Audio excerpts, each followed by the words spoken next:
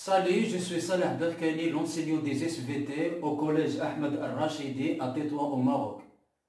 Mes chers élèves de la troisième année collégiale, parcours international, option français, les abonnés à ma chaîne Labo des SVT, bienvenue à cette séance consacrée au chapitre de l'allergie, dossier des perturbations du système immunitaire, unité de l'immunité.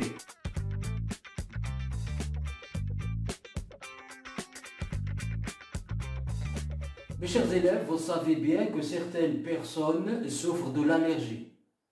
C'est-à-dire, lorsqu'elles inspirent des grains de pollen par exemple, elles émettent des éternuements, des larmes aux yeux, du cou et souffrent de l'asthme.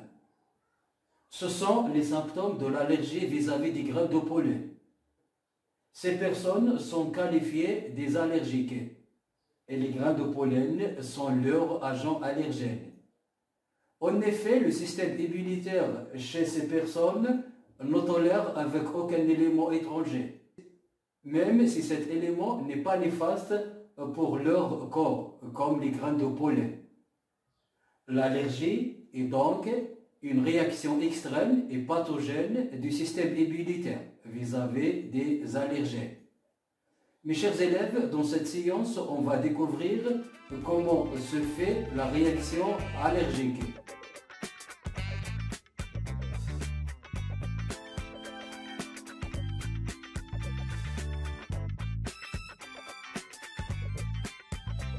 Mes chers élèves, dans cette première activité, en observant cette animation, on va découvrir quelques agents allergènes et leurs effets allergiques.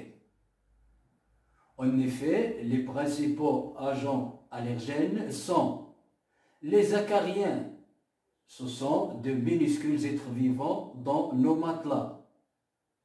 La poussière domestique, les grains de pollen, les poils des chiens et des chats, les plumes des oiseaux, quelques aliments comme les poissons, les fraises et le lait, et quelques médicaments, et aussi les piqûres d'insectes. En ce qui concerne les effets ou bien les symptômes allergiques sont principalement l'asthme, l'inflammation des narines et des voies respiratoires, l'inflammation des paupières, des œdèmes, de l'eczéma et des démangeaisons de la peau.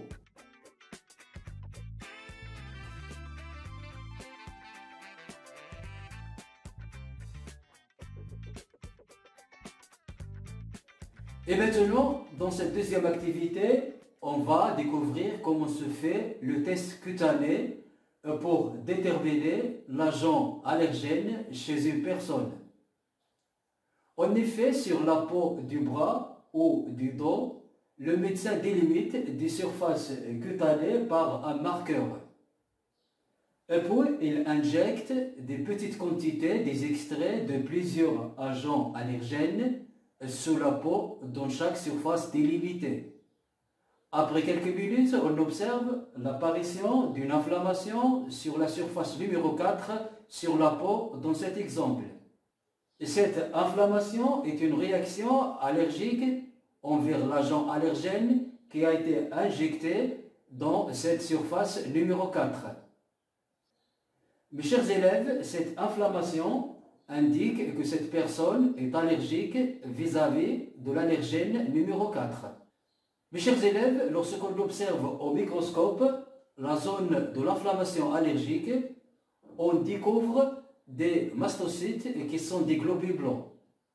Ces cellules contiennent des vésicules pleines d'une substance chimique appelée l'histamine. En effet, pour lutter contre l'agent allergique, les mastocytes libèrent l'histamine.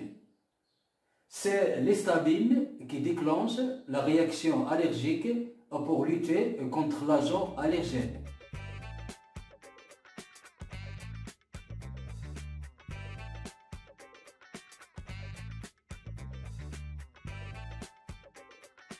Mes chers élèves, et maintenant dans cette troisième activité, on va découvrir le mécanisme de la réaction allergique en observant cette animation. En effet, lors du premier contact avec l'agent allergique, l'agent allergène est reconnu par les lymphocytes B. Et puis, ces lymphocytes B sécrètent des anticorps nommés IgE. Ensuite, ces anticorps IgE se fixent sur les mastocytes. Les mastocytes élaborent des vésicules déstabiles. Lors d'un deuxième contact avec le même agent allergène, cet agent allergène est reconnu directement par les mastocytes. Ensuite, les mastocytes libèrent les stamines dans les voies respiratoires.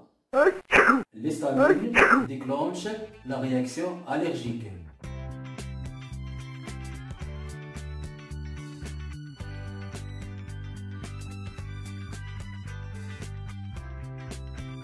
Mes chers élèves, on est arrivé à la fin de cette séance. Je vous invite à vous abonner à ma chaîne, comme j'attends vos observations pour améliorer ces ressources numériques. Merci et au revoir.